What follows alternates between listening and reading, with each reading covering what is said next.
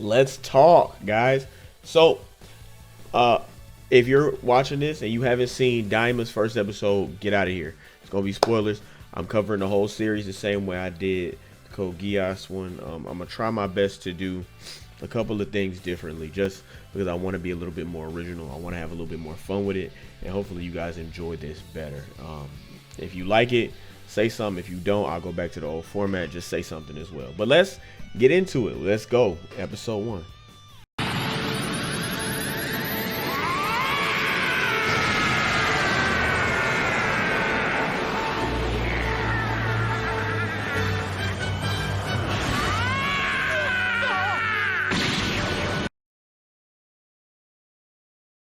So, instead of doing like a recap like I've been doing, I want to just talk about the series. And I want to talk about the things that I enjoyed and the things that I didn't enjoy. So, let's talk about the world building. The first thing that they did was establish the new characters, Golma, Degas, and Arin, that's her name, right? And of course, Glorio is behind the wall somewhere. But I think that this intro was necessary. I wanted to talk about the world building, but the intro scene was just so fantastic. They went above and beyond the Call of Duty. And I was watching the episode and watching them watch the Boo Saga the way that we was watching the Boo Saga. I was losing my mind, man. Like, just going over it and seeing the new way that they animated all of it. If we weren't already fiending for a remake of the original series, we are definitely now. But what I want to focus on is the story that is being told as a result of this. Because there's a fear that these characters that defeated Dabura, which is really cool that his father's name is Abura, right? Abura Kadabura, right? I wonder if there's an Alakazam. Stay tuned. But there's a fear being placed by Arin's, the doctor, that these guys could potentially come here. Even though I feel like it's unfounded. I don't really understand why Golma allowed this to creep into his mind as a real fear. So they decide we're gonna turn them into kids.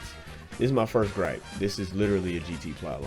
So I don't think it's necessarily a bad thing, but we were led to believe otherwise. Maybe not by the creators of the series. We should have just waited, right? But there are certain content creators that I really follow, that I really rock with, that I trust their opinions. And their opinion was that this wasn't going to be that type of thing. It was going to be a spell and not a wish. But that's perfectly fine. Whatever happens, happens. I think it serves well to set us up for the next part, which is introducing the new Namekian. I don't remember his name. I feel bad for not remembering his name, but I will later.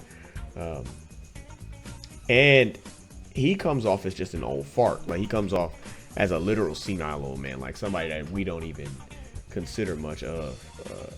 But I enjoyed seeing his character. And so when they get to Earth, Dende's a child, and that threw me off too. Like, Dende, you're not supposed to be a baby. He looked like pre. He looked like he was in between in that portion of Z and when he first got to Earth in the Cell Saga. He looked like he was in between that age. And he gets up there and bro said, "Hey, bring the Dragon Balls." And the hardest thing happened right here. The hardest thing. Bro said, "Dang, they stone. It's gonna be hard to get them up here." And then he got him up there. Like, I'm all over the place a little bit, but I need y'all to understand how significant this was to me. I felt like it created a different feeling for the series. Not only that, but it allows us to potentially see this type of action in the future, right? Because who knew they could do that? Number one, it's gonna create like a thing for people where it's like, oh, this is retconning, and no, this is probably something that's been retconned into the series as an ability for the Namekians, but also it gives us a new way in urgent situations to go about gathering Dragon Balls when they're actually necessary.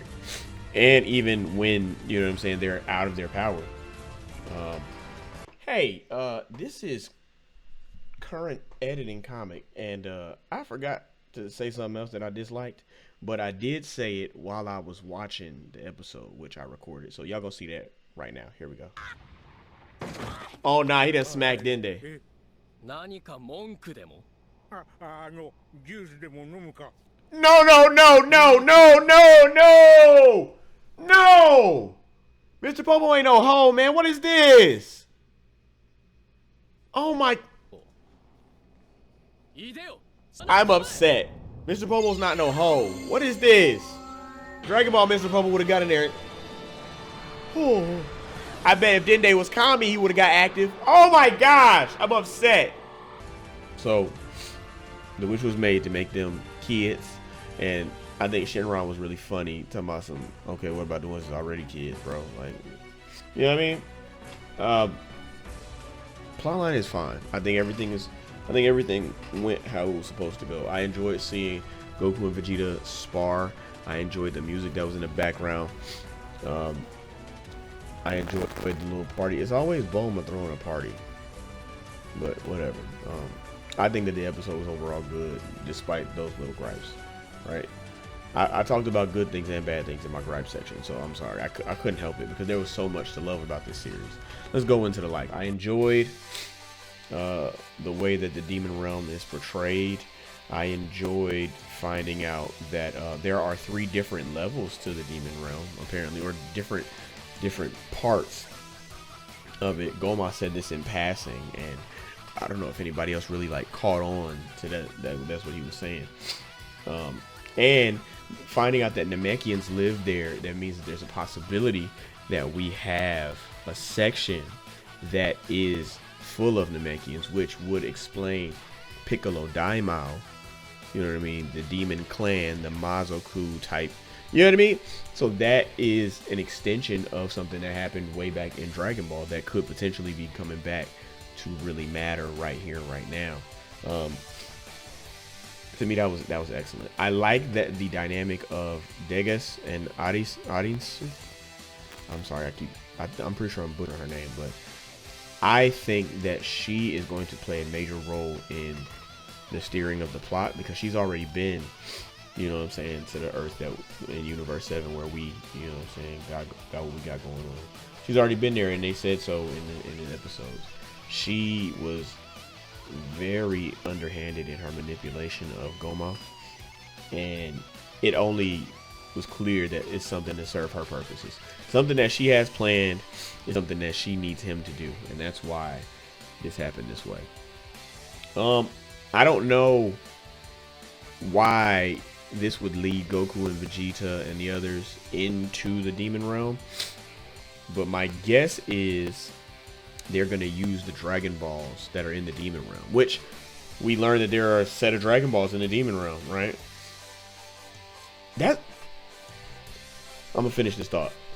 There's a set of Dragon Balls in the Demon Realm, so I'm wondering if they'll have to go and use those to fix them. But that doesn't make any sense because there's a negative consequence, because that's what Goemon was saying. Like, these Dragon Balls are technically not like made with good magic. They're made with the black magic. So it's a negative, but the Dragon Balls on Earth are fine because they're positive. You know what I'm saying? They got white magic. That was interesting to find out. But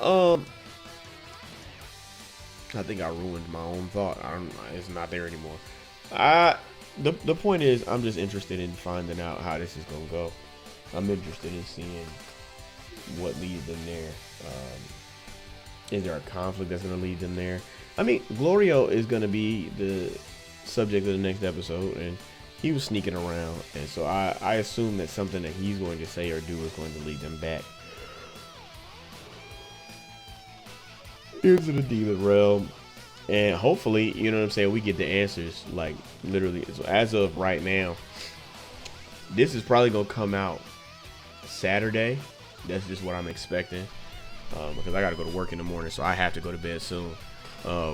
But since this is coming out Saturday, episode 2 will already be out by the time this comes out, and then my review for episode 2 will be coming out much faster. It's been a very full week. You know, Sparking Zero came out. I've been starting my content on that. But yeah,